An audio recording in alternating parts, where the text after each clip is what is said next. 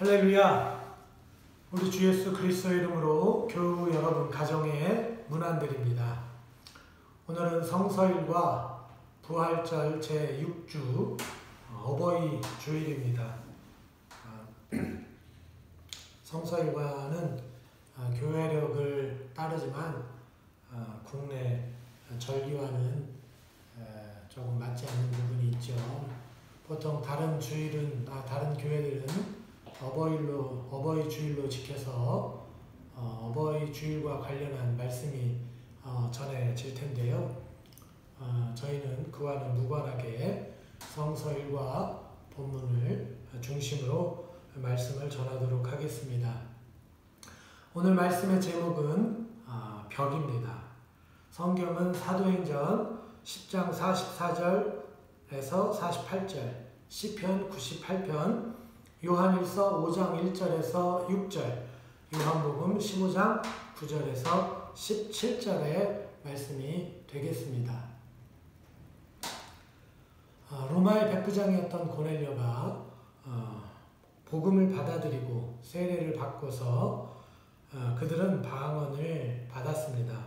이 기록은 기독교 선교의 아주 중요한 그런 장면입니다. 왜냐하면 복음이 유대를 벗어나 열방으로 뻗어나가는 출발선이기 때문입니다. 창조주 하나님 여호와로부터 선택된 민족 이스라엘, 이제 여호와 하나님은 한 민족의 하나님이 아니라 온 세상 모든 민족의 또 모든 사람들이 경배해야 할 하나님으로 선포되는 것입니다. 더 이상 한 민족의 신이 아니게 되는 것이죠. 그래서 고넬료가 복음을 받아들이고 성령을 선물로 받은 오늘의 이 사건은 역사 중에 역사가 되었습니다. 그런데 사도행전에 이런 기록이 왜 기록되게 되었을까요? 당연히 실제로 일어난 일이기 때문이겠죠. 그러나 우리가 한 가지 되짚어봐야 할 지점은 당시 유대인들은 이 일을 납득하기 어려웠다는 것입니다. 그들은 예수님의 죽음은 그리고 선포된 구원도 이스라엘 민족을 위한 복음이라고 생각을 했지, 그것이 온 세상 모든 민족을 위한 복음이라고는 한 번도 생각해보지 못했던 것입니다. 왜 어째서 이방인이 성령을 받고 방언을 하지? 베드로는 이것이 하나님의 일이었다고 증언하고, 그래서 이방인에게 세례를 주는 일이 당연하게 말하고 있지만 유대 그리스도인들은 그래도 이 일을 잘 납득하지 못했다는 것입니다. 그들이 가지고 있던 통념은 이러한 사실을 이해하고 받아들일 수가 없었던 것이죠. 여러분, 이것이 벽입니다. 우리가 살아가는 세계에도 이런 벽이 존재합니다. 누구에게는 너무나 당연한 것인데 어떤 사람에겐 도저히 납득할 수 없는 현상 말이죠. 그래서 저는 오늘 우리가 이 벽에 대해서 생각해 보면 좋겠다 생각을 하게 되었습니다. 이렇게 우리는 벽이라고 하면 당시 이방인들에게 복음이 전해졌던 유대인들이 생각하는 것과 같은 그런 부정적인 이미지를 먼저 떠올리게 되는데요. 하지만 이 벽은 꼭 부정적인 것만은 아니라는 사실을 먼저 말씀드리고 싶습니다. 우리가 살다 보면 참 신기한 일들을 겪게 되는데요. 저도 이런 일들을 종종 겪습니다. 그런 일들 중에 오늘은 여러분에게 한 가지 저의 에피소드를 소개하려고 합니다. 제가 목회를 하다가 한동안 목회지가 없던 그런 때가 있었습니다. 목회자에게 목회지가 없다고 하는 것은 참 여러 면에서 곤란한 일이었는데요. 대표적으로 두 가지만 꼽아보면, 하나는 명확한 그런 사역을 할 수 없다고 하는 그런 안타까움이 있습니다. 목회지를 통해서 목회자는 주님이 주시는 그런 사명을 감당하게 되는데, 그 목회지가 없다고 하는 것은 목회자로 하여금 그 사명을 감당하는데 어려움을 겪게 합니다.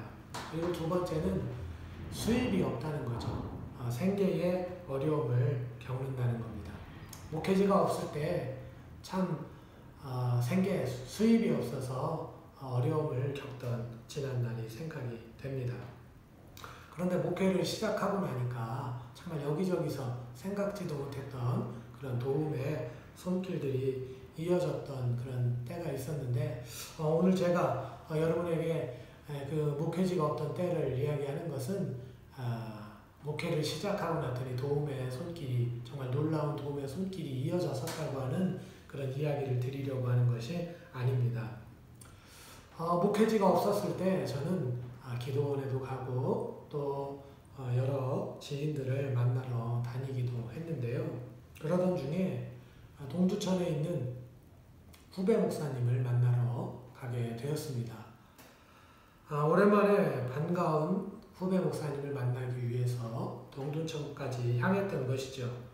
저의 후배 목사님은 동두천의 한 교회에서 부목회자로 사역을 하고 계셨는데, 마침 그곳을 방문했다가 그 교회의 담임 목사님을 만나 뵙게 되었습니다. 그래서 잠시 인사를 나누었는데요. 그런데 알고 보니까 그 목사님이 저와 동향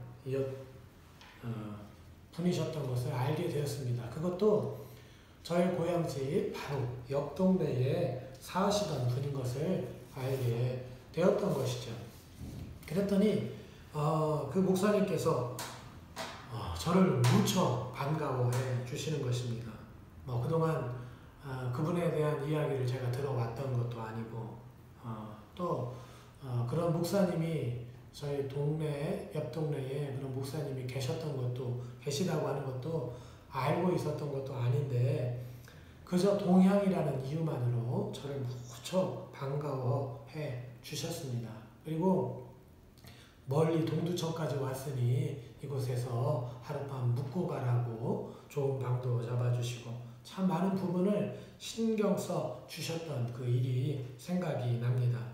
저에게는 참으로 신기한 일입니다. 정말 생각지도 못한 만남이었고, 그 만남이 그렇게 고마운 만남이 될 것이라고는 전혀 예상할 수가 없었습니다. 그렇다면 여러분, 그분이 저를 그렇게 반갑게 맞아주신 이유는 무엇입니까? 바로 동향 사람이라는 것이죠. 여러분, 우리는 또한 이런 벽을 가지고 있습니다. 같은 지역, 같은 학교라는 출신의 벽이 생기는 것입니다. 살다 보니 이것은 제가 생각하는 것보다 훨씬 중요한 것임을 경험하게 됩니다. 이 벽은 어쩔 수가 없는 것입니다. 저의 고향을 바꿀 수가 없죠. 그리고 출신 학교도 마찬가지입니다. 그런데 사회에서는 이것이 아주 중요합니다. 차별의 이유가 되기도 하지만 또 포용의 원인이 되기도 하기 때문입니다. 사람들은 학연 또 지연이 협파해야 할 요소로 꼽기도 하지만 과연 이것을 협파할 수 있을까 생각을 해보게 됩니다. 과연 어떻게 이 학연과 지연을 협파할 수 있단 말인가? 학연과 지연이 없어져야 건전한 공동체, 건강한 사회가 세워질 수 있다고 생각을 하지만 로망이 아닌가 하는 것이죠. 믿을 수가 없습니다. 나는 학연과 지연을 따지지 않는 그런 사람이 될 수 있겠지만 과연 상대는 그럴 수 있을까? 그런 문화와 풍토가 조성되어야 하는데 나와 우리가 그 문화와 풍토를 조성해 갈 때 상대도 과연 이에 동참하겠느냐 하는 것이죠. 그래서 저는 이 부분이 아름답게 유지될 수 있는 그런 부분이 고려돼야 한다라고 생각을 하게 되었습니다. 건강한 문화와 풍토가 학연과 지연으로 묶여진 사람들 사이에 세워져야 한다라고 생각을 하게 된 것이죠. 그런데 오늘 요한일서 말씀 중에 이런 말씀을 보게 됩니다. 요한일서 5장 1절 말씀에 예수께서 그리스도이심을 믿는 자마다 하나님께로부터 난 자니 또한 낳으신 이를 사랑하는 자마다 그에게서 난 자를 사랑하느니라. 우리는 예수 그리스도 안에서 한 형제요 자매다라고 고백을 하는데요. 우리는 예수 이름으로 묶인 가족이라는 것입니다. 그래서 그 이름으로 묶인 자들은 서로 사랑하는 사이이죠. 그래서 요한일서의 말씀은 우리가 예수님 안에서 하나님의 자녀가 되었고 하나님을 사랑하는 자들은 하나님의 자녀가 된 다른 사람들을 사랑한다는 말로 해석을 할 수가 있습니다. 그리스도인이라는 이름으로 묶인 사람들은 서로를 사랑하는 것입니다. 또 서로를 사랑해야 한다는 그런 말씀입니다. 이와 같은 말씀이 요한복음에도 기록되어 있습니다. 내 계명은 곧 내가 너희를 사랑한 것 같이 너희도 서로 사랑하라 하는 이것이니라. 사람이 친구를 위하여 자기 목숨을 버리면 이보다 더 큰 사랑이 없나니 너희는 내가 명하는 대로 행하면 곧 나의 친구라. 요한복음 15장 12절에서 14절에 있는 말씀입니다. 예수님께서 우리를 친구 맺어 주시겠다고 하는 것이죠. 어떻게 하면요? 서로 사랑하는 것입니다. 그래서 예수 안에서 그리스도인이 된 우리가 서로를 사랑하면 예수님의 친구가 되는 것입니다. 그러면 우리는 서로 친구 사이인 것이죠. 그래서 하나님의 벽, 즉 울타리, 공동체를 형성하게 되는 것입니다. 이것을 교회라고도 할 수 있을 것입니다. 그러므로 우리 교회는 서로 사랑해야 합니다. 서로 사랑함으로 우리가 형제 자매가 되기도 하고 주님의 친구가 되기도 하는 것입니다. 이것이 바로 공동체가 지니는 벽이라고 하는 부정적 이미지를 넘어서는 방법입니다. 그런데 여러분, 서로 사랑하는 방법, 이것이 공동체가 지니는 그 벽이라고 하는 부정적인 이미지를 넘어서는 것이라고 했는데요. 이 공동체가 이 부정적인 이미지를 갖게 되는 것은 그 이기적이거나 또 잘못된 방법으로 사랑을 하고 있기 때문에 부정적인 이미지를 갖게 되는 것 같습니다. 그런데 사랑은 여러분 이기적으로 하는 것이 아니죠. 이기적인 사랑은 상대를 사랑하는 것이 아니라 상대를 고통스럽게 하고 상처를 주게 되는 일입니다. 그런 일들을 그런 예들을 그런 경우를 우리는 정말 심심치 않게 듣게 됩니다. 또한 잘못된 방법으로 사랑하는 것도 사랑일 수가 없습니다. 사랑하는 자녀들에게 도둑질을 가르치지는 않겠죠. 요즘 세상을 보면 그런 사람도 있을 것 같다는 생각이 들기는 하지만 그러나 그러한 잘못된 방법으로 사랑하는 것은 사랑일 수가 없습니다. 그래서 우리는 이기적이 아니라 정말 이타적인 그런 사랑을 해야 되고 건전하고 옳고 건강한 방법으로 사랑을 해야 합니다. 이번 주 우리가 성서 통독을 하면서 아가서를 봉독했습니다. 아가서를 보니 사랑이 무엇인지 어떻게 사랑해야 되는지 우리가 알게 됩니다. 그런데 아가서가 사랑에 대해서 많은 이야기들을 하고 있지만 그 중에 이런 말씀이 있습니다. 아가서를 통독하는 것을 인도하는 조병호 박사님은 솔로몬과 슐람미 여인이 나눈 그런 사랑의 표현 중에 최고의 사랑의 표현이다라고 말을 하고 있는데요. 아가서 6장 2절에서 3절에 나타나고 있는 말입니다. 내 사랑하는 자가 자기 동산으로 내려가 향기로운 꽃밭에 이르러서 동산 가운데에서 양떼를 먹이며 백화파를 꺾는구나.